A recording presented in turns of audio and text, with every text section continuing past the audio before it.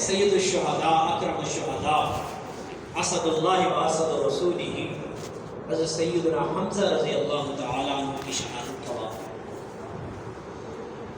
آپ کا اسم گرامی حمزہ بن عبد المطلب بن عبد مناف بن قصی، یہ آپ کے رضائی بھائی بھی ہیں اور آپ کے چچا بھی ہیں، کیونکہ ابو لہب کی وہ باندی جس کا نام صوبیہ نہیں تھا نام اس کا، تو اس کا دودھ آپ صلی اللہ علیہ وسلم نے بھی پیا اور وہ کے اندر یہ دستور تھا، اور حضرت حمزہ رضی اللہ تعالیٰ عنہ نے بھی انہی کا رضائی بھائی ہیں آپ کے۔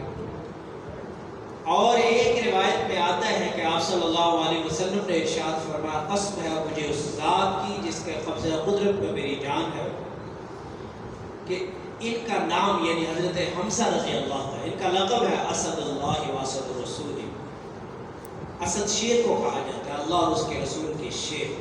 تو اللہ کے پاک پیغمبر صلی اللہ علیہ وسلم نے ارشاد فرمایا کہ 7ویں آسمان پر اللہ تعالیٰ نے یہ لکھا ہوا اسد اللہ و اسد رسول، تو اس سے افر مقام اور مرتبہ کا فتح۔ اور آپ کی والدہ حالہ بنت وہیب بن عبد مناف، یہ آپ کی والدہ محترمہ سیدہ آمنہ کی چچا زاد بہن تھی، تو بہت قریبی رشتہ تھا۔ آپ صلی اللہ علیہ وسلم سے عمر میں دنیاوی عمر کے لحاظ سے دو یا ایک روایت کے مطابق 2 سال اور ایک روایت کے موافق 4 سال حضرت حمزہ رضی اللہ تعالیٰ عنہ بڑے تھے، نہایت حسین و جمیل تھے، باروق تھے، گرجدار آواز تھی۔ قبول اسلام کے حوالے سے مشہور قول کے موافق آپ السابقون الاولون من المہاجرین والانصار کا مصداق تھے۔ آپ کا شمار ابتدائی دور کے جو 30-40 لوگ ہیں اسلام لانے والے ان میں ہوتا ہے، اور آپ کے قبول اسلام سے مسلمانوں کو اتنا حوصلہ ہوا کیونکہ آپ بہت جلی اور بہادر تھے اور آپ کی سرپرستی مکمل کرنے والے تھے، کہ وہ مظالم جو بہت زیادہ تھے ان میں بہرحال کمی ضرور آئی، اور وہ بھی سوچ سمجھ کر مسلمانوں کو تنگ کرتے تھے۔ حضرت حمزہ رضی اللہ تعالیٰ عنہ کو اسلام غزوہ بدر کے بعد تقریباً 1 سال کے بعد جب یہ غزوہ احد کے حوالے سے حضرت سیدنا عباس رضی اللہ تعالیٰ عنہ نے آپ کو پیغام بھیجا کہ مشرکین مکہ پوری تیاری کر کے مدینہ طیبہ آ رہی ہیں اور 3000 ان کی تعداد ہے اور پورے کر و فر کے ساتھ لشکر کے ساتھ آئے، تو آپ صلی اللہ علیہ وسلم نے جیسا کہ میں نے عرض کیا صحابہ سے مشاورت کی، اس موقع پر آپ صلی اللہ علیہ وسلم کو ایک خواب نظر آیا کہ آپ صلی اللہ علیہ وسلم نے ایک گائے کو دیکھا کہ جس کو ذبح کر دیا گیا، اور آپ نے اپنی تلوار کو بھی دندانے دیکھے تلوار، اور آپ نے یہ بھی دیکھا، بلکہ اس کی جو خواب کی تعبیر ہے یقیناً آپ اللہ کے انبیاء کا خواب جو ہے وہ وہی ہوتا ہے، سچا ہوتا ہے، تو فرمایا کہ گائے سے مراد تو میرے اصحاب میں سے ایک فرد شہید ہوگا، اور جو تلوار پر جو دندانے دیکھے، اس کی تعبیر آپ صلی اللہ علیہ وسلم نے یہ جنگ کے حوالے سے بیان کیا، تو یہ اشارہ تھا کہ بہرحال کی بڑی ہستی جو ہے وہ شہید ہونے والی ہے۔ چنانچہ پھر اس موقع پر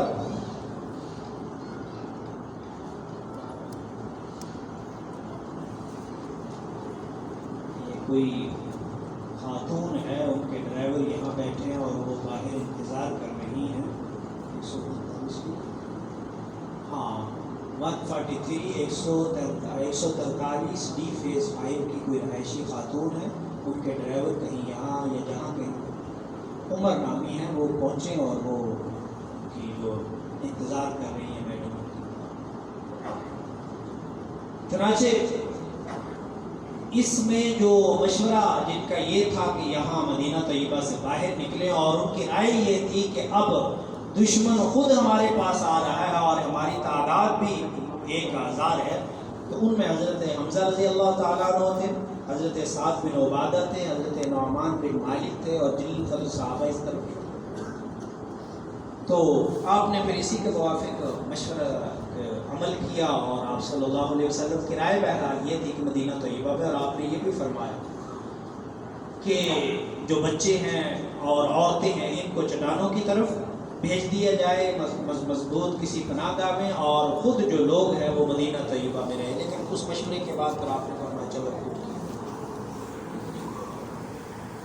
اور اس موقع پر حضرت حمزہ رضی اللہ تعالیٰ عنہ نے یہ بات بھی فرمائی کہ قسم ہے اس ذات کی جس نے آپ پر کتاب نازل فرمائی، میں اس وقت تک کھانا نہ کھاؤں گا جب تک مدینہ طیبہ سے باہر نکل کر دشمنوں سے لڑوں. جنگ کا آغاز ہوا، آپ بڑی بہادری سے لڑتے رہے اور لوگ حیران تھے. جس طرف بھی آپ جاتے صفوں کو پلٹ کر رکھ دیتے. حضرت وحشی رضی اللہ تعالیٰ عنہ اس وقت تک اسلام نہیں لائے. حضرت جبیر بن مطعم یہ بھی اسلام نہیں لائے تھے اس وقت. یہ ان کے غلام تھے. انہوں نے کہا کہ میرے چچا طعیمہ کو حضرت حمزہ رضی اللہ تعالیٰ عنہ نے غزوہ بدر میں شہید کیا ہے، اگر تم ان کو شہید کر دو اس موقع پر تو میں تمہیں آزاد کر دوں. حضرت وحشی نے کہا ٹھیک. چنانچہ حضرت وحشی رضی اللہ تعالیٰ فرماتے ہیں کہ میرے پاس ایک حربہ، میں کیونکہ میں پیدائشی حبشی تھا اور حربہ چھوٹا نیزہ مجھے چلانے میں اتنی مہارت تھی کہ میرا نشانہ چوکتا نہیں تھا. اب میں اس انتظار میں تھا کہ کہیں مجھے حضرت حمزہ رضی اللہ تعالیٰ عنہ نظر آ جائے تو میں حملہ کروں. سامنے آنے کی میری بھی ہمت نہیں تھی اور کسی کی ہمت نہیں تھی. حضرت حمزہ رضی اللہ تعالیٰ عنہ کا ڈٹ کر مقابلہ. چنانچہ اسی اسرا میں حضرت وحشی بعد میں اسلام لے آئے، آپ نے معاف فرما دیا. تو وہ کہتے ہیں کہ میں نے دیکھا کہ ایک گھڑ سوار ہے، جس طرف جاتا ہے صفے کی صفیں پلٹ دی جاتی ہیں، کسی کی ہمت نہیں ان کا راستہ روکنے. میں نے پوچھا یہ کون؟ انہوں نے کہا حضرت حمزہ. تو میں اسی وقت ہی پھر چھپنا چھپانا شروع کر دیا. تو اس وقت آپ نے ایک شخص کو واصل جہنم کیا اور پہلے ہی بار میں آپ نے اس کو یہ للکارا. سباق ابشانی کے نام سے تاریخ میں اس کا نام آتا ہے. آپ نے فرمایا تو اللہ اور اس کے رسول کا منکر ہے، میرے سامنے آؤ. سامنے آپ نے اس کا سر تن سے جدا کر دیا اور پھر اس کی زرہ اتارنے کے لیے آپ تھوڑا سا جھکے اور توازن برقرار نہ رکھ سکا اور اسی طاق میں تھے حضرت حبشی. ناف کے نیچے نیزہ انہوں نے مارا، وہ جسم سے آزمار ہو گیا. حضرت حمزہ رضی اللہ تعالیٰ عنہ نے غضبناک شیر کی للکارا، لیکن پھر آپ کا ڈگمگا گیا اور حملہ نہ کر سکے. آپ صلی اللہ علیہ وسلم نے صحابہ کرام سے کہا کہ میرے چچا حمزہ نظر نہیں آ رہا.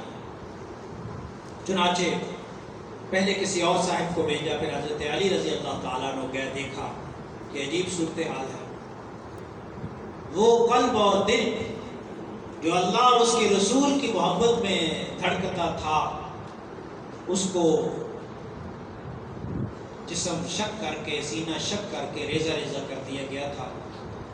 یہ منظر آگے آقا دو عالم صلی اللہ علیہ وسلم سے بیان کیا گیا تو آپ کی خود آنکھوں میں آنسو آئے. چنانچہ آپ صلی اللہ علیہ وسلم خود تشریف لے گئے. آپ کی ہمشیرہ حضرت حمزہ رضی اللہ، حضرت صفیہ رضی اللہ تعالیٰ، ان کو جب یہ خبر ملی تو وہ بھائی کی لاش کی زیارت کرنے کے لیے، شہید بھائی کے لیے آئی. تو آپ صلی اللہ علیہ وسلم نے منع فرما دیا. حضرت زبیر کہا کہ اپنی والدہ محترمہ کو روکو، یہ تحمل نہیں کر سکیں گی، عورت ہیں، خاتون ہیں، شاید دیکھ کر لاش کو، اس حالت کو دیکھ کر کہ عجیب صورتحال. تو راستہ روکا. اس نے کہا میرے راستے سے ہٹ جائے. وہ بھی صحابیہ تھی. فرمایا اللہ کے پاک پیغمبر صلی اللہ علیہ وسلم کا حکم ہے. فرمایا کہ مجھے پتہ ہے وہ راہ وفا کے شہید ہو چکے ہیں، اس لیے مجھے کوئی پرواہ نہیں. آپ صلی اللہ علیہ وسلم نے جب ان کا جذبہ دیکھا تو دیکھنے کی زیارت کی اجازت پر. چنانچہ وہ 2 چادریں لے کر آئیں. اسی اسرا میں ایک اور انصاری صحابی تھے جن کے ساتھ بھی یہی معاملہ ہوا. ان کی لاش کا، اس کو غسلہ کہتے ہیں، آزاد کاٹ دیں. اب آپ صلی اللہ علیہ وسلم نے یہ گوارا نہ کیا کہ اپنے چچا کو تو 2 چادروں میں کفن دیں اور دوسرے صحابی کی، انصاری کی لاش جو ہے وہ بے گور و کفن رہے. فرمایا کہ ایک چادر حضرت حمزہ رضی اللہ تعالیٰ عنہ کو دے دی جائے، ایک ان کو دے دی. حضرت حمزہ وجی شکل کے حامل تھے، لمبے قد کے تھے. اب وہ چادر چھوٹی تھی، سر کی طرف کرتے تو پاؤں کھل جاتے، پاؤں کی طرف کرتے تو سر کھل جاتے۔ تو فرمایا کہ سر کی طرف سے چادر کر دی جائے اور پاؤں پر ایک مکہ مدینہ طیبہ کی خاص دھات ہے جس کا نام اذخر آتا ہے، وہ ڈال دی جائے۔ چنانچہ حضرت حمزہ رضی اللہ تعالی عنہ قیامت تک کے انسانوں کو یہ درس دے گئے کہ جس ذات کا کلمہ پڑھ لیا جائے پھر جان آفری کے سپرد ہو سکتی ہے۔